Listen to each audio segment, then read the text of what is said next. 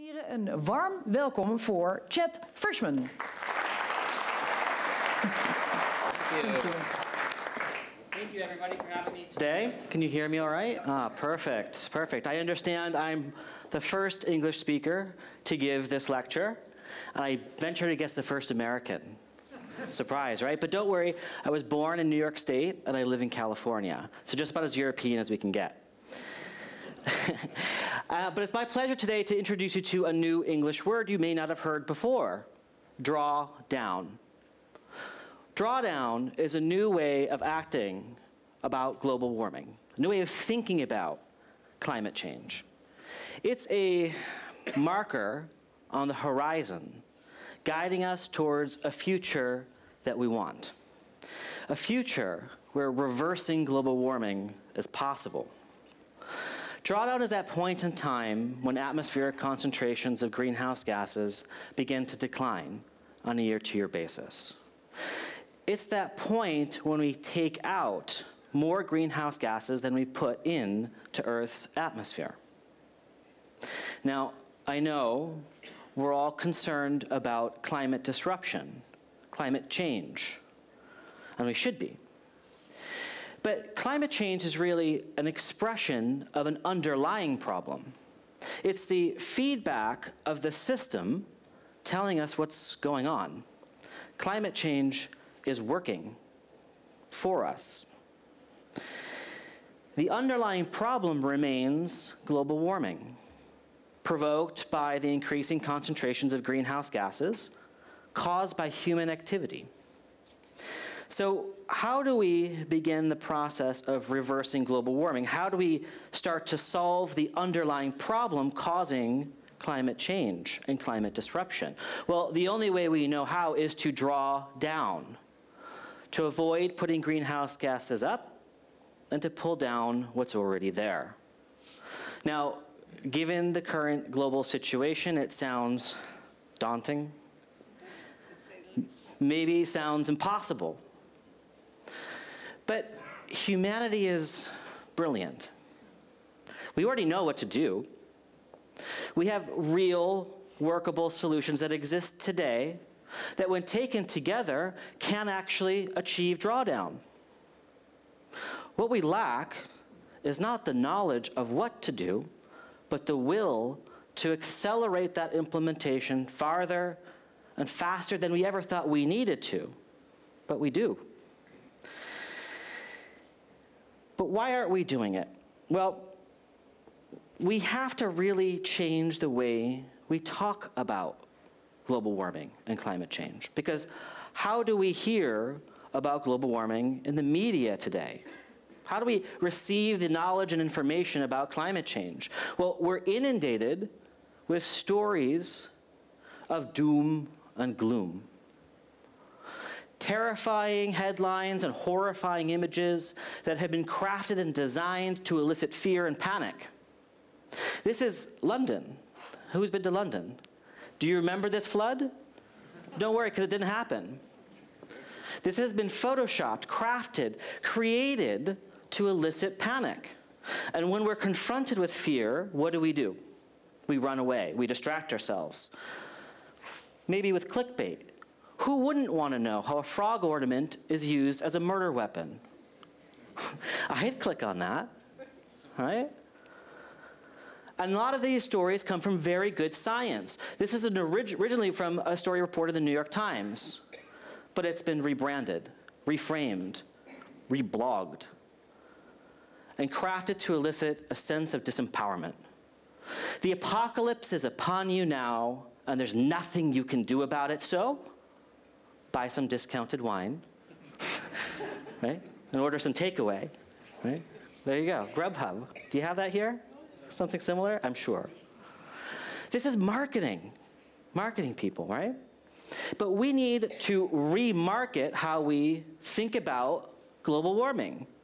We need to move away from the confusion, the fear, the panic and disempowerment, which really only leads to apathy, an indifference to the status quo. Project Drawdown was founded to counter this prevailing notion of doom and gloom and a fear-based approach to action, because it hasn't worked. Instead, we need to reframe the entire discourse to one of understanding and possibility. Because it's when possibility and understanding come together that opportunities arise. We see the opportunities to make change when possibility exists, and we understand what we can do. So, of course, positive thinking alone isn't going to get us there. So Project Drawdown is not only a communication organization that tries to reframe that discourse, but also an ongoing living research project that maps, models, and details 100 solutions to reversing global warming. A team of over 65 researchers from around the world has worked on this project over 4 years and are continuing to work on it into the future. 80 of these solutions already exist today. 20 are coming attractions. These are solutions on the pipeline, and when they come online, can accelerate our progress. But we only really need those 80 solutions, the existing solutions.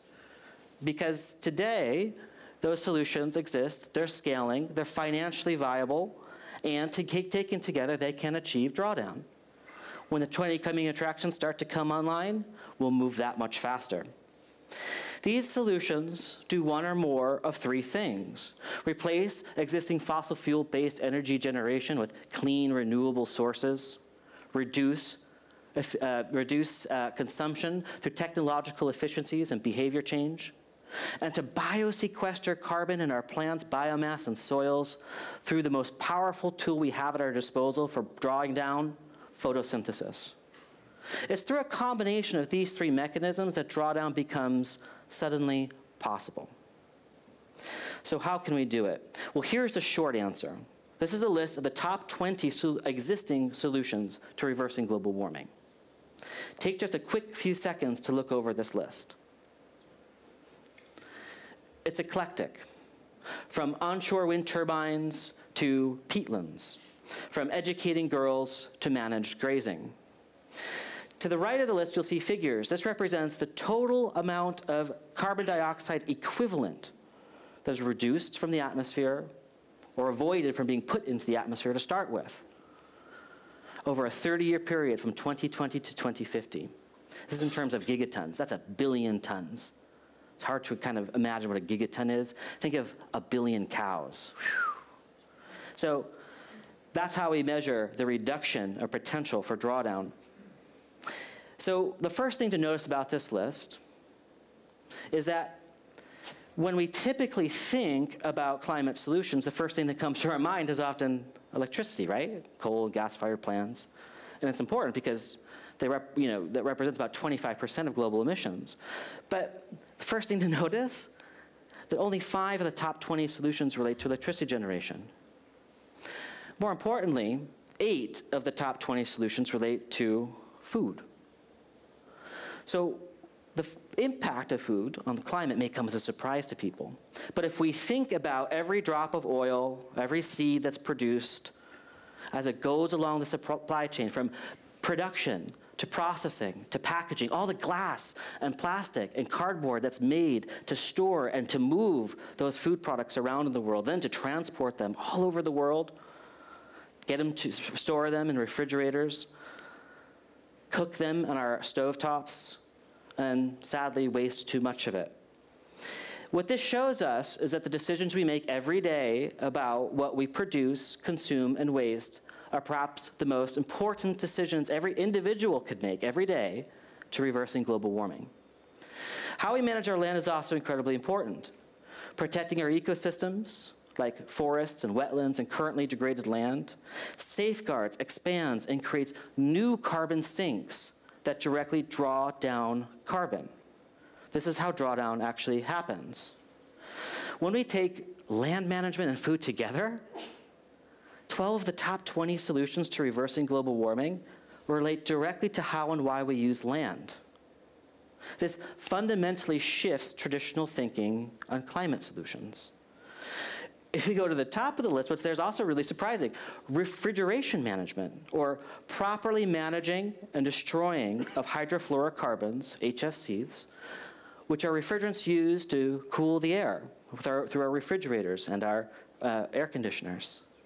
We did a great job with the Montreal Protocol, a landmark international agreement to end the production of chlorofluorocarbons, but they were replaced by hydrofluorocarbons, which are hundreds to thousands of times more potent a greenhouse gas than carbon dioxide. All of this research, these results that we have done, are synthesized in the book Drawdown, originally published in English, or I should say American English, in April of 2017. The British English version came shortly thereafter. We have to thank Maurits Groen here for getting it into Dutch most recently. Think about this book. We've gone through some of this research, gone through some of these details. This isn't the typical book on climate change and global warming. It's not a technical tome of knowledge that is inaccessible to people, like the IPCC AR5WG3 2014 report. Right? Who here has read that? Has anybody? Oh, good. The whole thing? Ah, see. Okay, good. This is the kind of book you could take to the park on a Sunday and enjoy your day. Think about that. This is the kind of book you could read before bed and not have a nightmare. Right? How many books on global warming can you say that? This is just a snapshot of one of the solutions, rooftop solar. It's a 2-page spread. Why am I highlighting it? Because it's a story. It's a narrative about the solutions. It is packed with technical information, but conveyed to be engaging and empowering. We've done away with the language of war and battle and tackling and fighting. It doesn't work, right? We've done away with all the jargon that distances people from action. We've done away with the shame and the blame game because nobody wants it. No one responds to being shamed. Instead, we present possibility, opportunity, and clarity for people of all agencies, all levels of decision-making to act upon.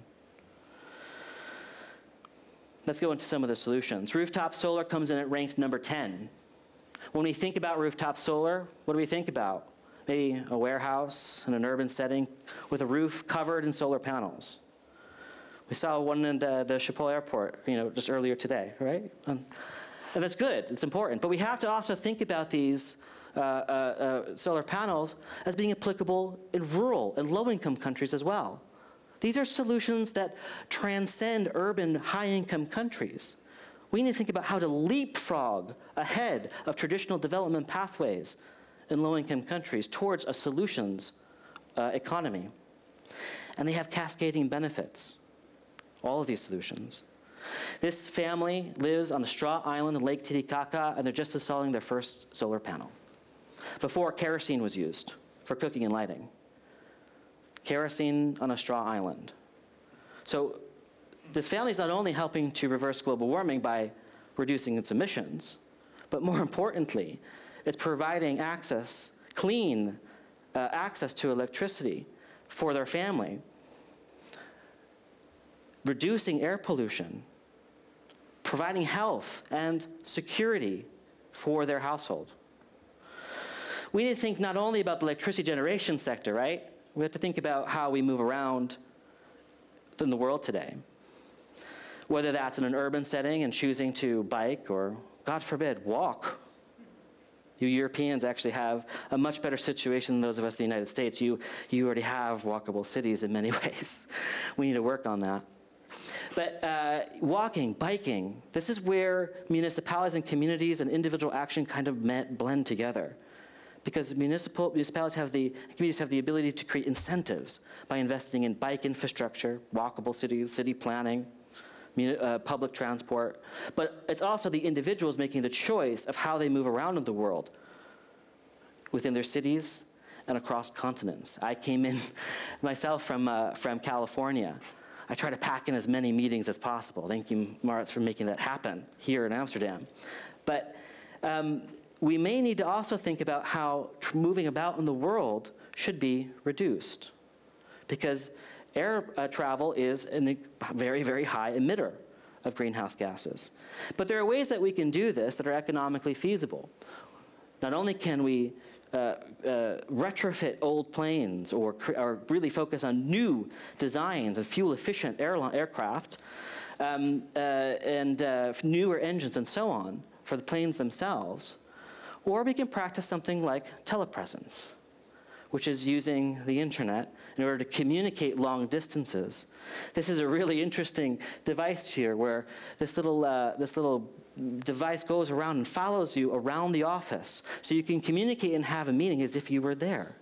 Some of these tools even sit down at a conference table and move around as you talk to each other. This is all technology is only going to improve. But we also have to think about our ecosystems, right? So temperate forests tell their own story. By protecting currently degraded land in temperate zones and allowing natural regrowth to occur, temperate forest restoration can be the number 12 solution to reversing global warming.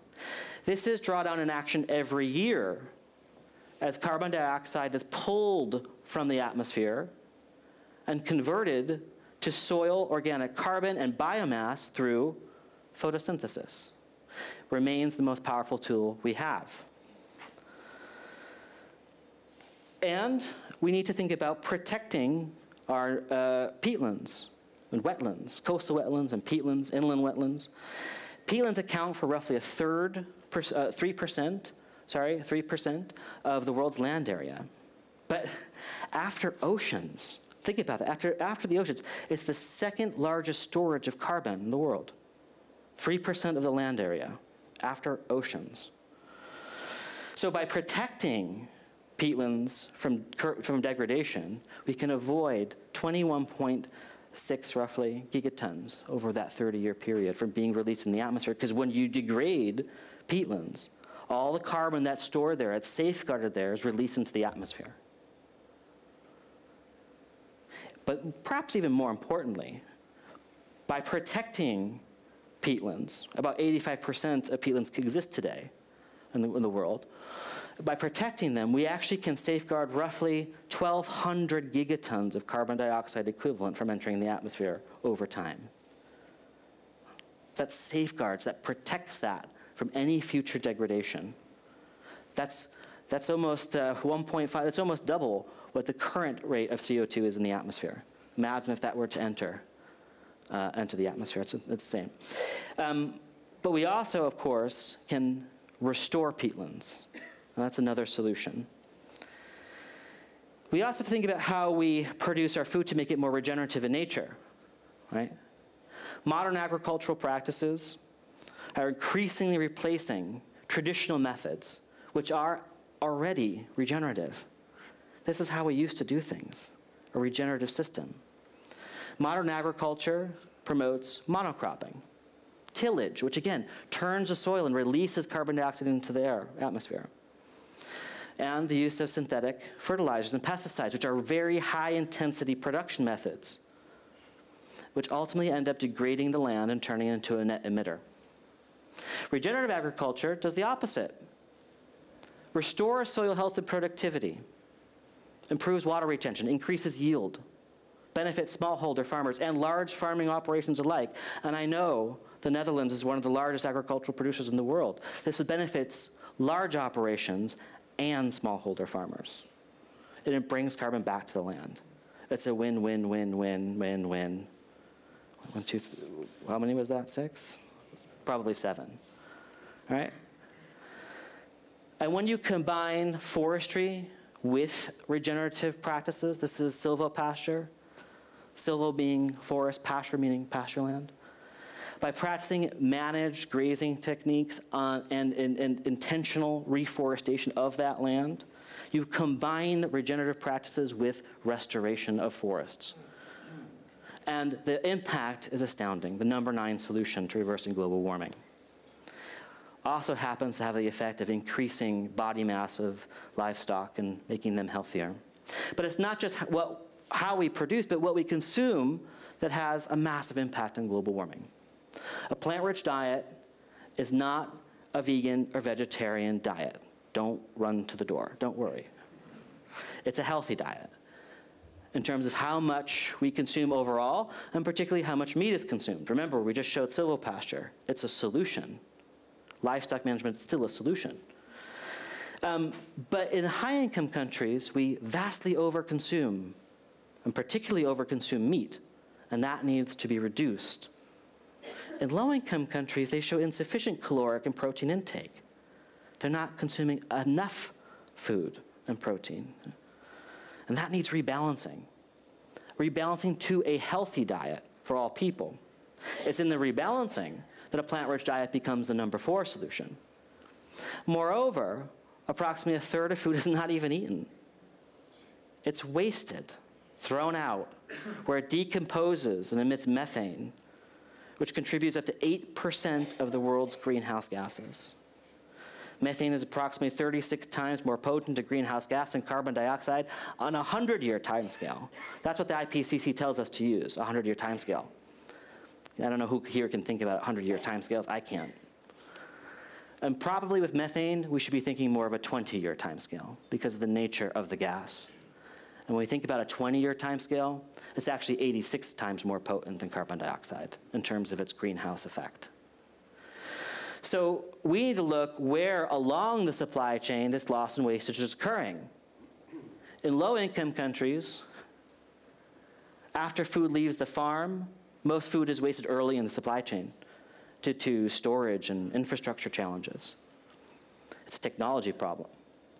Food's not wasted by consumers in low-income countries who struggle to feed their populations.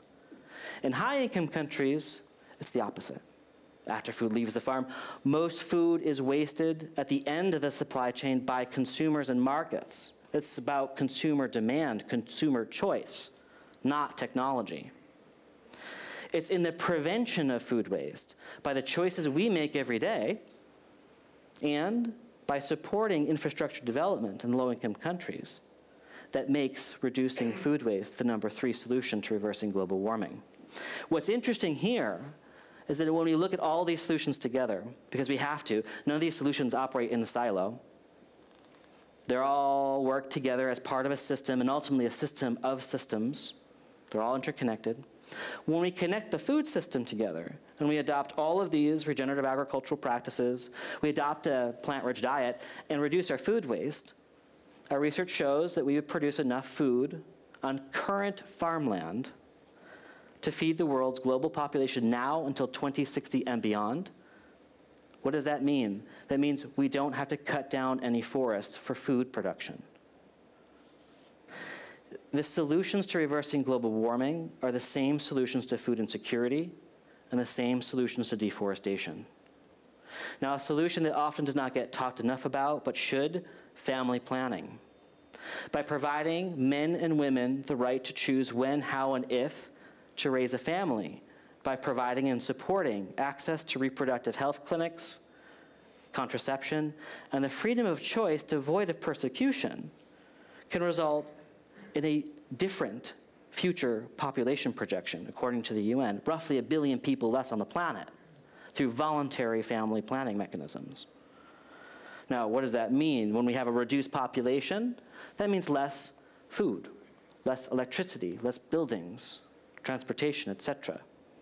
All the emissions and all the energy that are produced to meet that higher demand for that higher population is reduced by providing the basic human right to choose when, how, and if to raise a family.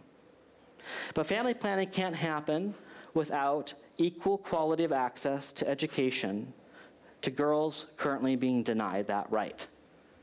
Approximately 130 million girls around the world are pulled out of school early during primary or secondary school, often to raise a family, to marry young, raise a family, or to work. But studies show that when girls stay in school at the same level of as boys, so this is about universal education, right?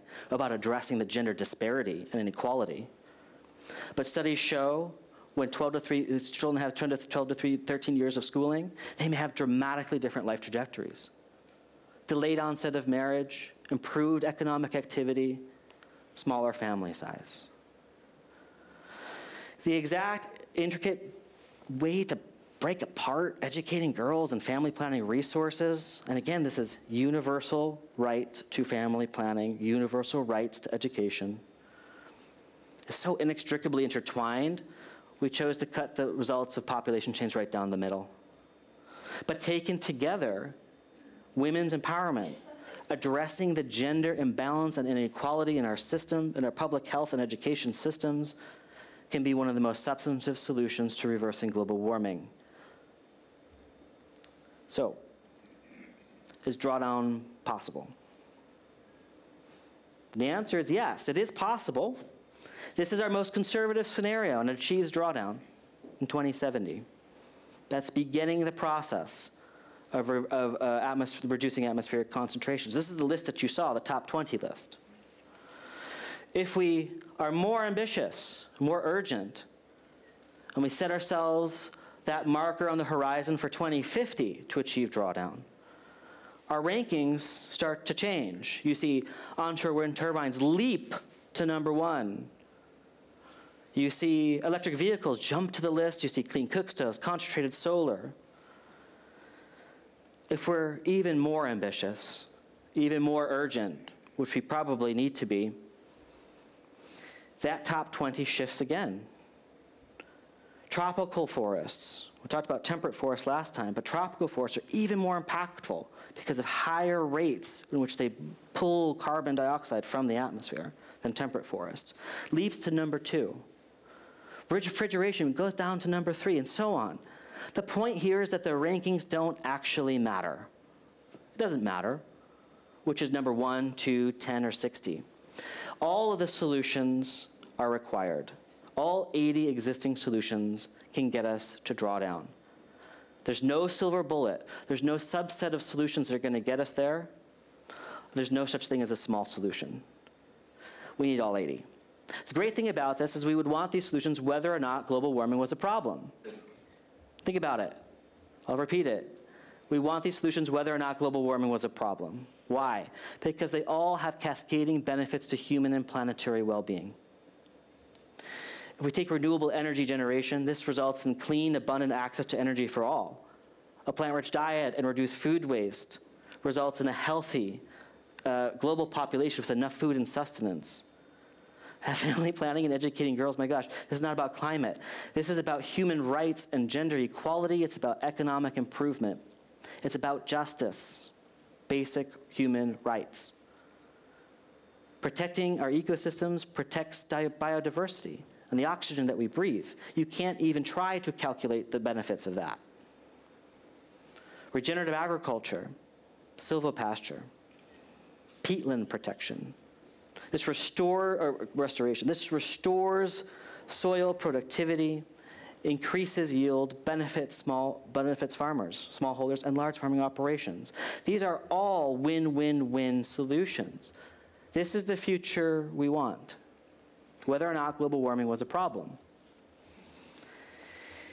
One last point, because I think you may be wondering this. How much is this going to cost the world? According to our analysis, approximately $29 trillion more than what we would have to spend anyway. That's about $1 trillion every year. That's not that much, actually. If we think about global GDP over $80 trillion a year, it's a small fraction of that. But perhaps more importantly, the calculations also show that we would save approximately $74 trillion over that same period by implementing these solutions as a system in parallel.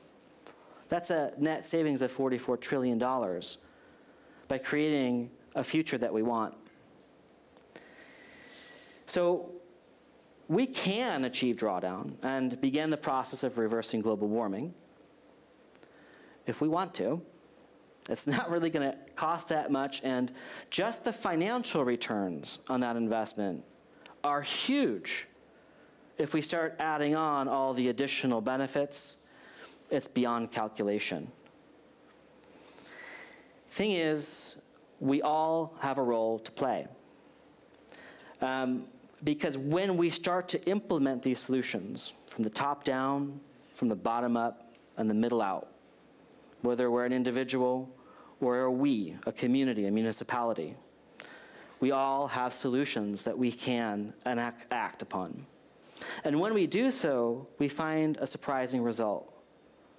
When we implement all of these solutions in parallel, we see a shift in the way we do business from a system that is inherently exploitative and extractive to a new normal that's by nature restorative and regenerative. We need to move away from exploitative growth to regenerative growth.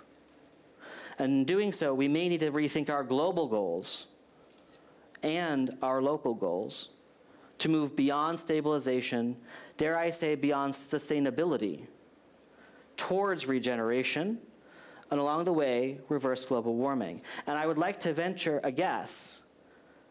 I'd like to think that Nicholas Cruquius, if I'm saying that correct, if he was alive today, this is the future that he would want for Haarlemmermeer and for the world.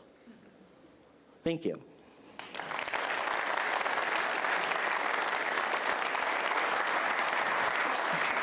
Thank you very much. I could listen to you for hours, so it's sad that it already ended.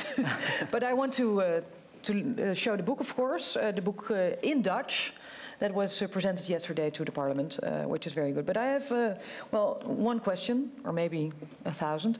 But let's start one, because this is such a different story than the Al Gore's horror story, isn't it? Yes. Yeah.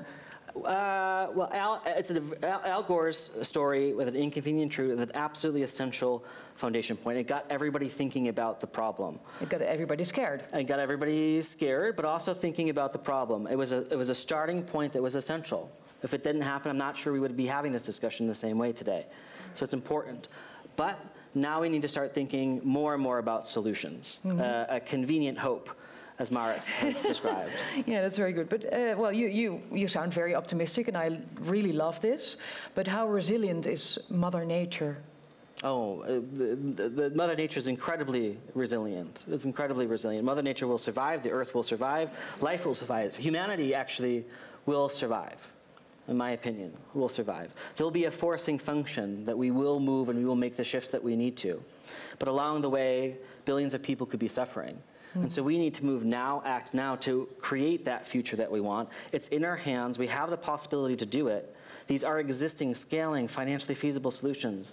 These aren't some silver bullet that we have to wait for. It's there at our fingertips, and they benefit businesses. They benefit policymakers. They benefit municipalities. They benefit every individual in this room. So why are we doing it? Yeah. Well, we can.